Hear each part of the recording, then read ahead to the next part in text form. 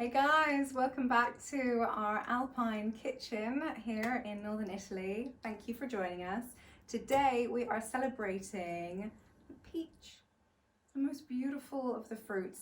Nearly, I don't know, it's tough between a few of them, but the smell of Joe's peaches, if you watched last weekend's episode where we interviewed Joe, the Sicilian saint, the wonderfully jolly greengrocer, he gave us a load of peaches free that he said were seconda shelter, so they were a bit bruised and bashed up a little bit, and then we kept them in the fridge, even though he doesn't think that that should be done. That's why a lot of his stuff only lasts for a short time, because he's very much for keeping things not fridgy, even though that will obviously cost him a lot of money in the long run. But we did put them in the fridge, sorry Joe, because we knew we weren't going to be able to make this amazing dish that we'll be making today for a few days, and it's called Pesche Ripiene, which is refilled or restuffed peaches.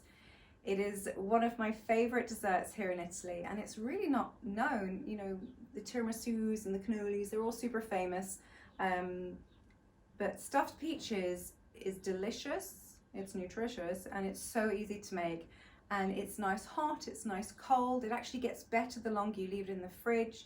It's a win-win, guys, and it has the cheapest ingredients in it, because like all Italian cooking and a lot of French cooking as well, and a lot of cooking in a lot of countries, when the country folk didn't have very much money, they really had to get creative, they had to get inventive and use what was around them.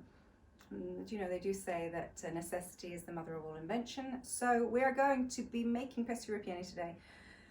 So I'm going to try and be a bit more specific with my amounts, because I know I'm not very specific. So I've got a kilo of peaches here. We have half a dozen of Joe's Sicilian peaches. We have 100 grams of cacao, and we have 100 grams of just amaretti biscuits. The hard guys, not the soft ones.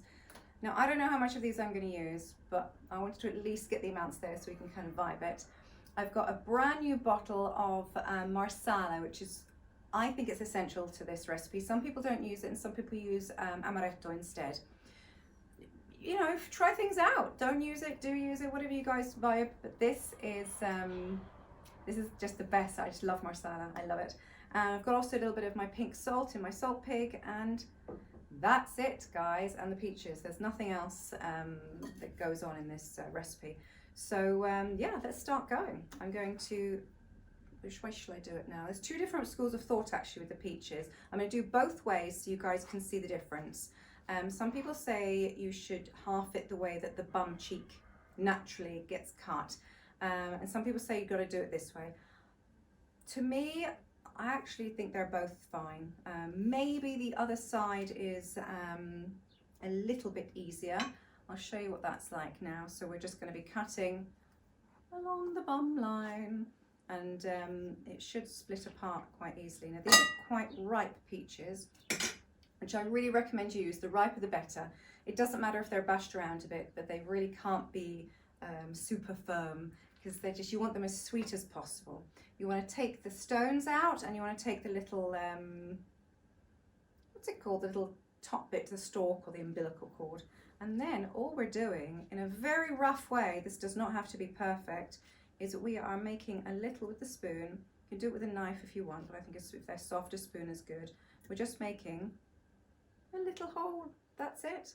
That's all we're going to do, guys. I'm going to go through these 6 and just cut all the flesh out and leave the cases, the skin behind. And even if it doesn't quite work out so well, it doesn't matter. As any previous viewers of the Alpine Kitchen know, we are a rough and ready channel here. We are not into perfection. We want people to try things at home. So if we get mistakes, who cares? We don't edit our videos. We don't practice. We just wing it. Because sometimes in life, winging it actually proves to be the best. When you stress too much over something, I feel that the results can then be a bit, it won't be as good. I wanted to give you a couple of facts on peaches as well while I'm doing this slightly tedious and boring, I'm sure, to watch task. Is peaches actually are a really old fruit. As far as we know, about 6,000 years before JC was on the stage, the world stage. So we're talking 8,000 years ago, guys. This is crazy. Comes from China, as so many beautiful fruits do, and then the rest of the world went, oi, that's bleeding lovely, I'll have some of that. And then it got imported and brought over to Europe and Americas and everywhere. But yeah, 6,000 BC. And they're also kind of famous in China for being like a good luck charm and also a source of longevity. So that's kind of cool. And when you look into it, you realize, there's a stalk, that it's because it is packed full, like so many fruits, it is packed full of so many vitamins and minerals. The mineral count that apricots have, I kind of was a bit shocked at, is there's about half a dozen. I'm not going to name them all for you. Go and do some research. Half a dozen phenomenal, important minerals. So maybe that's why they're key to longevity, and it shouldn't be eat an apple a day, it should be eat a pesca, eat a peach a day.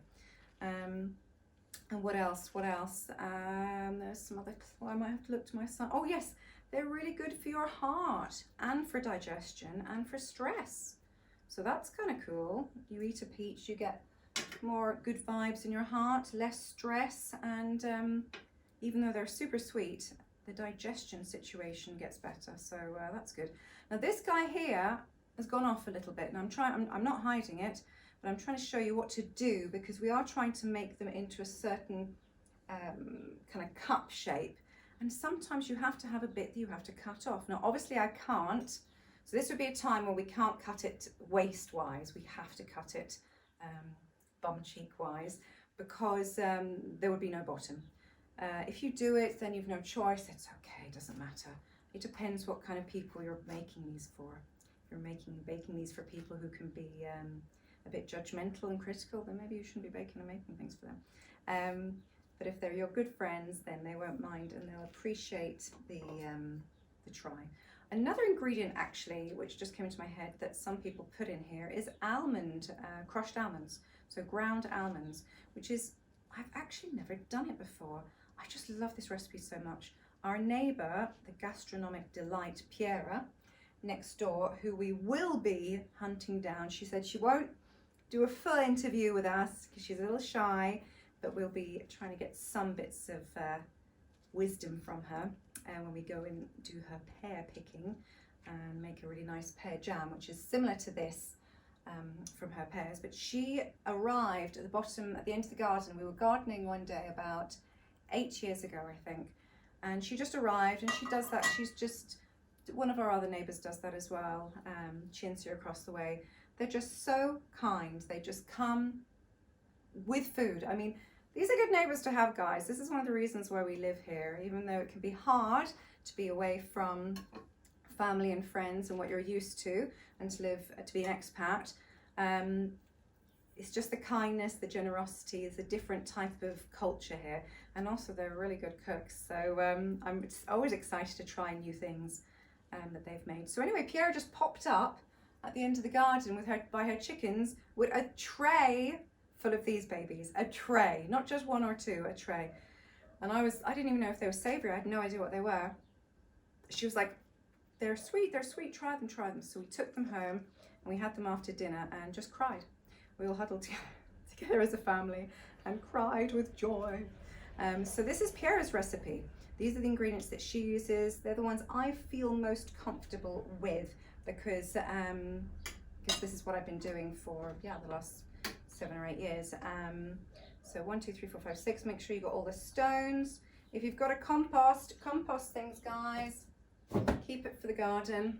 And then the next part is fun. So we've got all of our inside of our peaches, the peach pulp.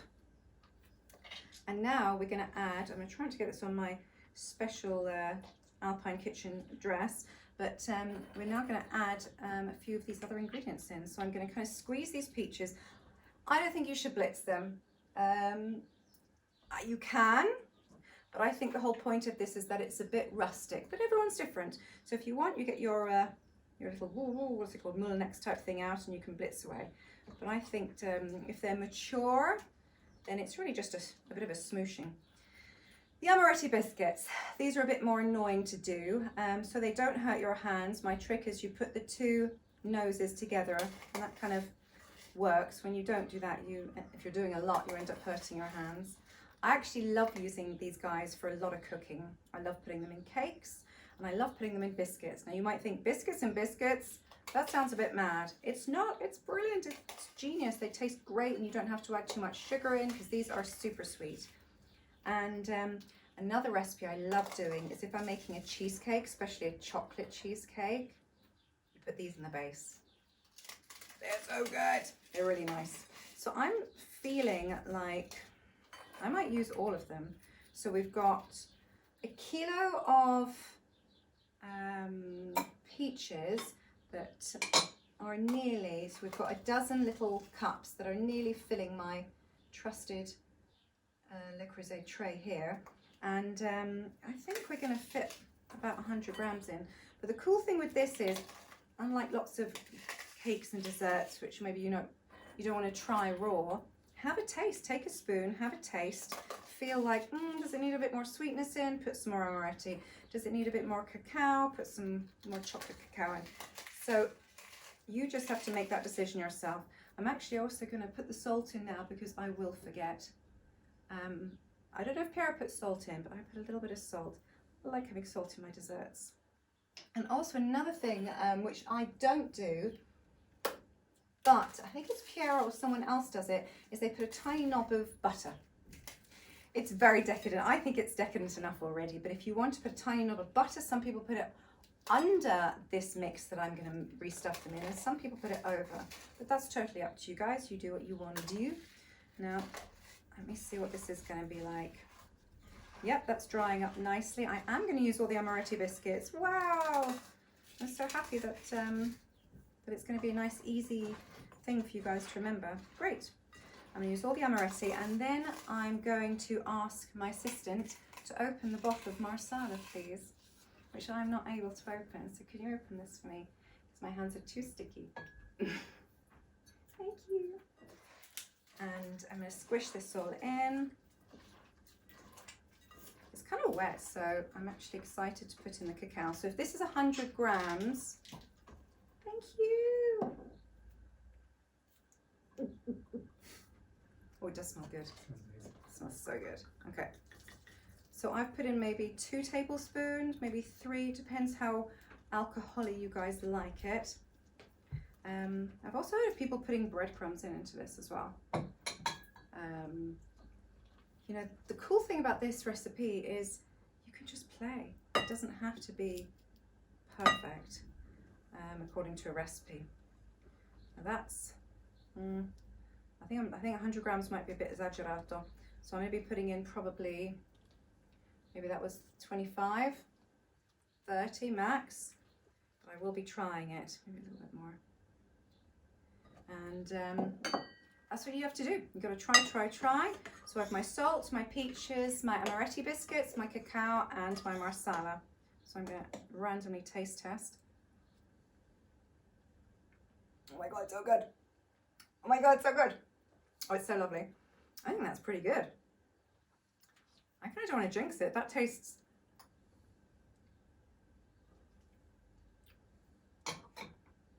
Luckily enough, it's really good. Okay, so I'm going to have to reuse the spoon that I've got, that I've had in my mouth, but luckily it's just my boys that are eating this, so it should be okay to use. So I'm actually going to move this out the way so you guys can see what I'm up to. I'm going to try and do this in one take, which I wasn't planning on doing. Thank you.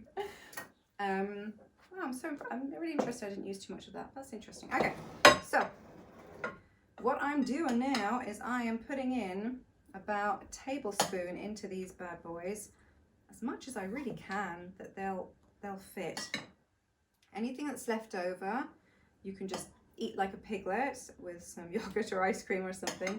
But if not, you can jar it as well, which is a little bit like this pear jam, special jam dessert that I'm going to be making with Pierre's pears, which is basically what I'm doing now, but with pears and making a jam version. It's so nice. That's what they do here in Italy, is they add a lot of cacao and like ground nuts and kind of random things into jams, in inverted commas, which and spices, which I remember thinking, oh my god, that's just I've never even heard of that before, but it's so delicious. And they eat a lot of this kind of stuff with cheese. They eat a lot of those kind of random jams with cheeses and stuff. Okay, so this is really getting a bit messy, but it's good. You kind of want to get messy, like Professor Frizzle says. If anybody grew up in the 80s and 90s, take chances, take risks, and get messy. I'm going to really stuff the hell out of these bad boys, and I'll leave a tiny bit there for any helpers in the kitchen to munch on after. They can lick the bowl, and that's it, guys. I've filled them. I'm going to show you. It's really rough and ready. It's there's also one other thing I wanted to say. There's if you wanted to, there's another way you can do this, is you can put a tiny little chunk of dark chocolate in the center of these. Again, we're kind of adding levels of decadence onto something that's already decadent enough, I think. We love dark chocolate in this house. We eat a little bit too much of it, but with our cacao, which is the amaro version, it's not the sweet version, the zuccherato version, the sugared version. I don't know, I think it's good the way it is. So with my lovely clean hand, I'm going to show you guys on camera, if you can see, the Pesche Ripiene. So they look very haphazardy, but they're going to taste amazing. So I could have even fitted one more. Doesn't matter. They'll have space. We're going to put these in the oven behind me at about 180, the usual kind of one, which in America I think was something random like 327 or something. I can't remember. What you normally do for cakes and most desserts, and we're going to cook them for, it's going to be 20 minutes. It's not really going to be too much. It obviously depends on how thick. If you've kept a lot of peach on the cup, and they're going to have to cook longer, or if it's quite firm still. But if they're quite smooshy and ripe like these ones, and I've taken away a lot of the peach, you're talking, have a look after 15 minutes. So between 15 minutes and half an hour, I would say. And if you want to put a knob of butter on, you can. If you don't want to, you don't. And that's it, guys. I'll show you the finished product when it's done, unless we've eaten it all. Just tidying up, waiting for the Pesche Ripiene to be ready. I can't wait. We might take you guys into the garden again to show them off when they're done, and just enjoy baking and have fun. Hey guys, so this is the finished product just out of the oven. It looks even a little bit overdone, but it's not. This is the color that it goes when it caramelizes with the amaretti biscuits and the cacao and the peach. The smell, people. I wish I could just like drink the sauce. It is just, I wish I could have the smell for you. It is so delicious. It's super easy to make. Again, that's what we're trying to do, share recipes with you guys that are super easy, no complications. 15-minute prep time, 15 to half an hour cooking time. Tastes even better the next day. You can eat it hot with cream and ice cream, or the next day, however you want. It really is amazing. You could even make a pie crust and put these in it as well, which I haven't done, but it just came into my head now. It's a great idea. Just have fun with it. Pesche Ripiene, stuffed peppers, Piemonte style.